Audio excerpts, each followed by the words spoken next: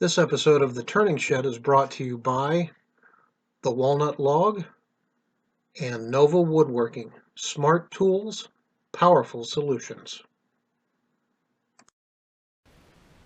Welcome to The Turning Shed. My name is Jeff, and this is the 2015 Halloween episode. I even put up some decorations just to get us in the mood. Today I am making a Halloween tree. You all know what a Christmas tree is. Some of you probably know what an Easter tree is. Today, I'm going to show you what a Halloween tree, in my opinion, should be.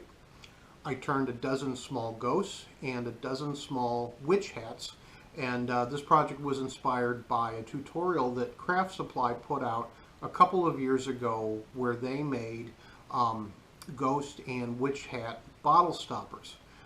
I like Halloween decorations, and I wanted this episode to be a wood-turning Halloween project, but after searching online, the only things I could find were the Craft Supply tutorial, and Tim Yoder made an excellent video on turning and carving a pumpkin. I wanted to do something a little bit different and utilize some other materials that we normally don't use in the turning shed. So we're going to get a branch, we're going to use some moss.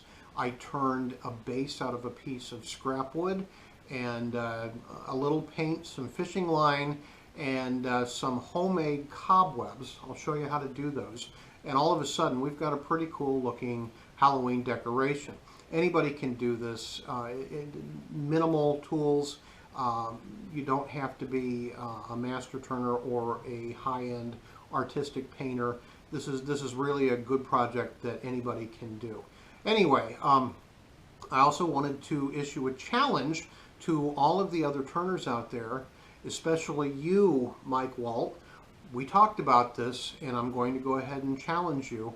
I would like to see what all of you other turners can do for a Halloween wood turning project. Anything you can think of. If you want to make a ghost or a witch hat or I don't know, maybe you can come up with a design for a bat or your own version of a pumpkin or whatever you can do. I really think we need to have more wood turning items that are Halloween. Again, I like the holiday and I want to see what you guys can come up with. So all in good fun. I will include my email in the description below so you can email me pictures or post a YouTube video of your turning. Let's see what you can do. I think we need more Halloween wood turnings out there. I also want to say thank you to Charlie, the young woodworker. He sent me this fine looking turn pen. Charlie, I appreciate that. You can find him, Young Woodworker, on Instagram at Young Woodworker. You just go over to Instagram, put that into the search bar, and it'll take you over to Charlie's page. He's an up-and-coming wood turner, and he's really doing a good job. And Charlie, thank you very much. I appreciate the gift. Now then, enough of my yapping. It's time to turn. Stick around, because we're going to have some fun.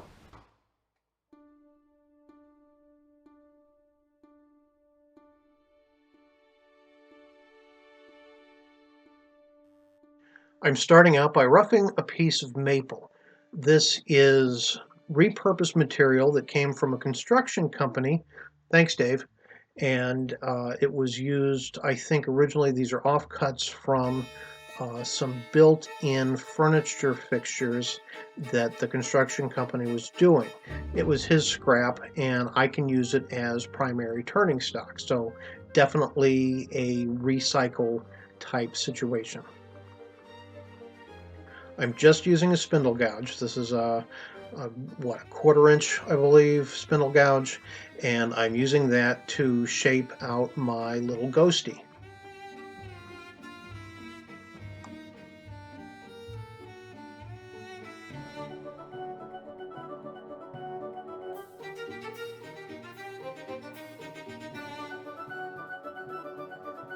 I do want to point out that because I'm at the far end of this turning stock, there's a higher chance of vibration. As you can see, when I turn the second ghost and both of the witch hats, I will be doing the hollowing out of the bottom before I start shaping the piece. I have my tailstock still engaged because there's a high risk of vibration due to the distance away from the chuck that I'm working right now. So the progression is a little backwards, but that's only to get this first piece turned off the stock.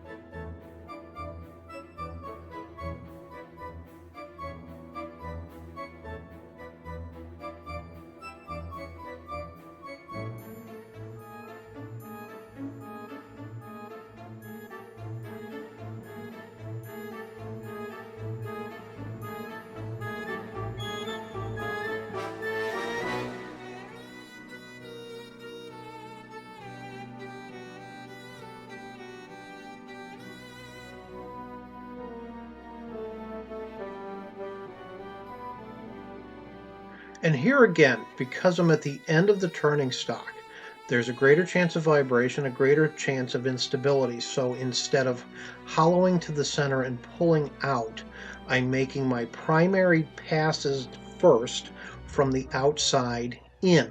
This puts the pressure of the tool in towards the center until I actually have the piece hollowed out, and now I can go in and finish my cuts.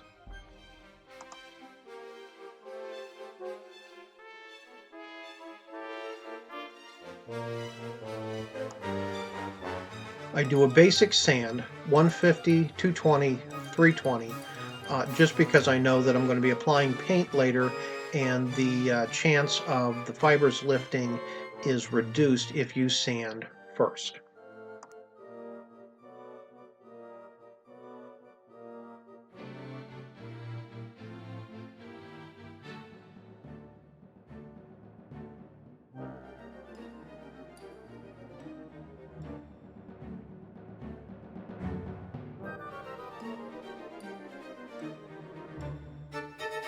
Here you see me using a shop-made micro parting tool. This thing is really cool. It is really sharp, and I can part off quickly with a very, very narrow curve. You can make one out of a butter knife. Make sure it is not one of your wife's butter knives. Don't ask me how I know this, just trust me.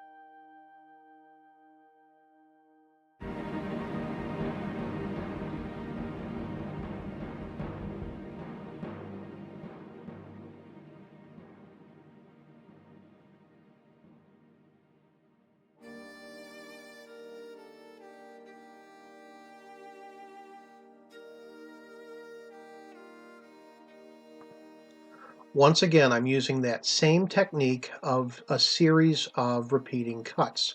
This allows me to move wood quickly, and it can be applied on a number of different types of projects.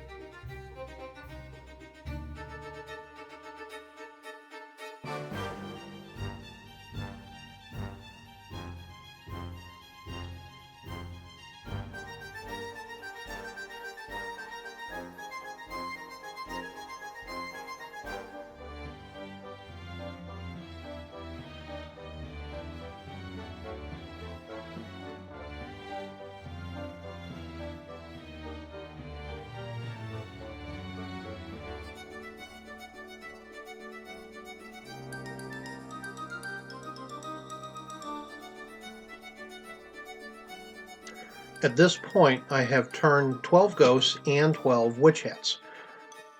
I've got my paints lined up. I've drilled a hole in each of these. This will allow me to glue a loop made of clear monofilament into them later so that they can be hung easily. Now I'm just going to paint the ghosts white and paint the hats black. The ghosts will get a pair of eyes and the hats will get a red hat band. Conveniently, the hole that I drilled for the fishing line can be used to insert a toothpick to hold these as I finish the painting. I also have a piece of standard sheet styrofoam, green styrofoam you can get from a craft shop, that I can use the toothpick as a holder to poke it down into the styrofoam, and it can sit there and dry. Now, here's a cool little trick. In order to make a couple of eyes on your ghost, you use the end of your brush, the rounded end of your brush. Just dip it in some paint and apply thusly. There, one finished ghost. Ooh.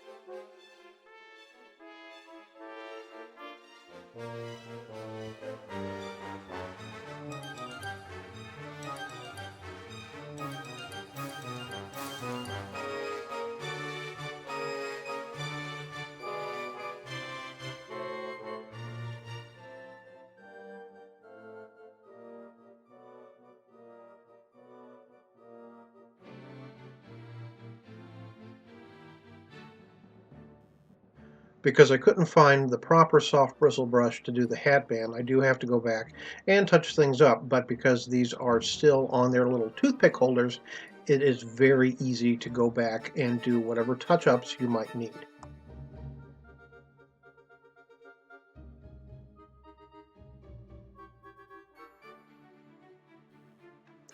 Okay, here again I have a piece of scrap wood. This is some western red cedar that came from a deck construction over at my sister-in-law's house. So thanks, Taryn. Appreciate it. Um, I'm just going to round this up and true it up and take a piece off for the base for my tree project.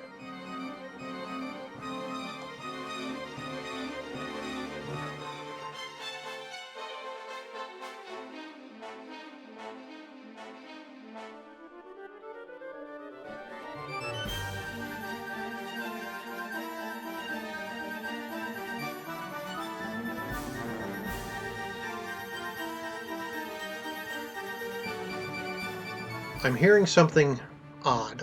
I'm feeling something off as I make my passes. And of course there's a great big knot right in the middle of the wood. It's not going to affect the size of the base because I really don't need that much for this particular project, but just gives you a good reminder that if the sound changes as you're turning, if your tool does not feel like it's making consistent cuts, if you feel that something is different, changed, or wrong, or just odd, stop your machine and take a look. You might end up with a crack that you need to stabilize, or like in this case, you might find that there's a knot that needs to be um, at least identified and worked around. In a minute here, you're going to see me trying to cut back the base because I'm starting to have bits of that knot leave the wood, and it will end up leaving me with a very, very rough edge. And even though like I said, I don't need a lot of wood for this, I don't want it to be rough or chippy. So I worked here to take care of that.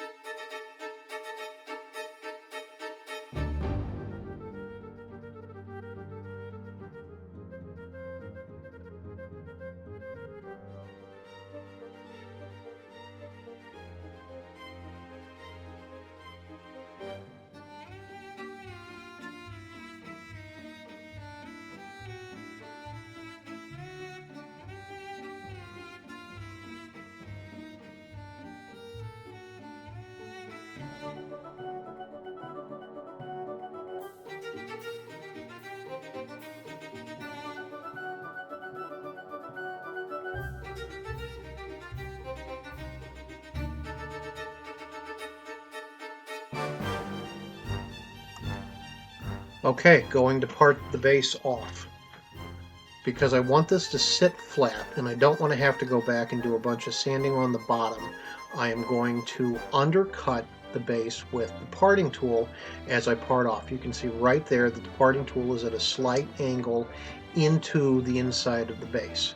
Now I did fumble the piece, but I didn't drop it. Okay, it's time for putting this together. I need to drill a hole after I figure out how I want the branch to stand. Because of the shape of the branch and the angle that it's at, I decided I want to highlight that to use it to my advantage in the design here, and just raided my drill bit box, found a bit that was about the same size as the tree branch, put it in at a slight angle, and drilled a hole. The branch will end up being glued into the hole with hot glue. Here you can see I painted the entire piece with black. This is an unfinished piece of wood, so in order to keep from running the risk of scratching somebody's furniture, I'm going to go ahead and put some self-stick felt feet on the bottom. This will keep me out of trouble. Well, it'll keep me out of trouble for this particular project.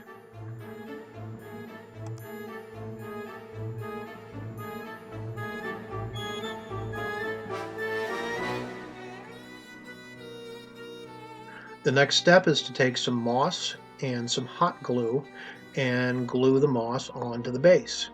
Apply the glue to the base and grab a handful of the moss and press it down. Be careful, it is hot glue, therefore it's hot. You could get some on your fingers, and that's not very comfortable. When you're done covering the entire surface of the base, you can use a pair of scissors to cut the stragglers off and make it a little bit nicer. I then also go ahead and apply some of the moss to some of the branches that are pointing downward. That will allow me to put more of my little ornaments on there without worrying about them sliding off just because the branch is pointing down. There's also a couple of cut ends or broken ends on the branch that I can highlight and cover up with this moss as well.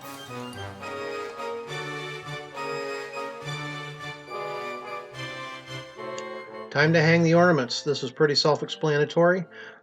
You should have at this point glued in loops of monofilament, or you can actually do screw eyes and the Christmas ornament hooks if you want, or paper clips, whatever method you're comfortable with. You just need to get hangers on your ornaments so that they can be hung on the tree. I choose to use monofilament on this because it's clear, and I don't want the hangers showing if at all possible.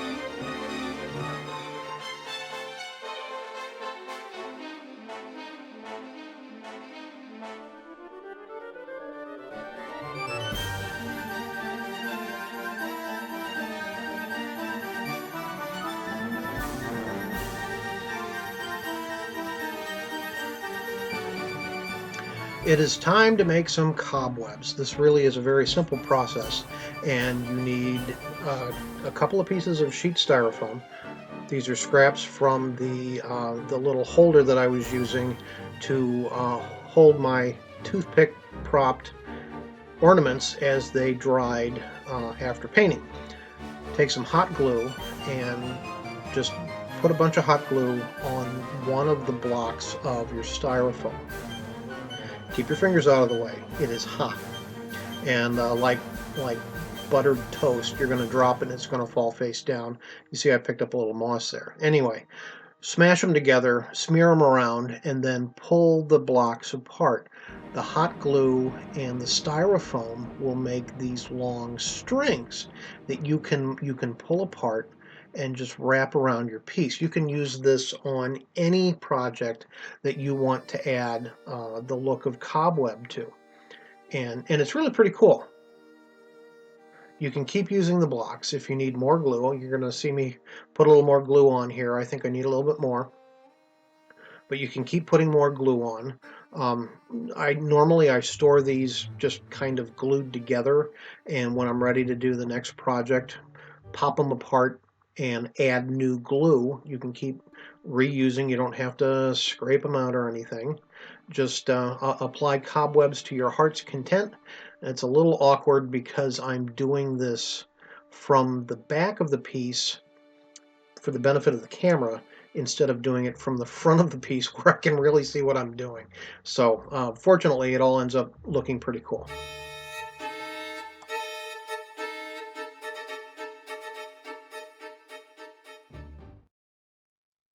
There we go, the Halloween tree. I hope you had fun watching the video. I really did have a lot of fun working on this project, as it gave me the opportunity to work with some materials I don't normally use. Please consider my challenge. I'd love to see what you guys can come up with. You can send me an email with a picture of what you've turned, or if you want, post a video response, just tag me in that and let me know that you've done this. It's all in good fun, of course, and I just think there needs to be more Halloween-themed turned items out there. I like Halloween. I want to see more. So help me out and take the challenge, and let's see what you guys can come up with. As always, if you like the video, please click subscribe so you can see what I do every time I post a new video. If you have a question or comment on this project or any other project you've seen me do, leave it in the comments section and I will get back to you as soon as I can. Thanks for stopping by the Turning Shed. My name is Jeff. I hope you have a happy Halloween, and we'll see you next time.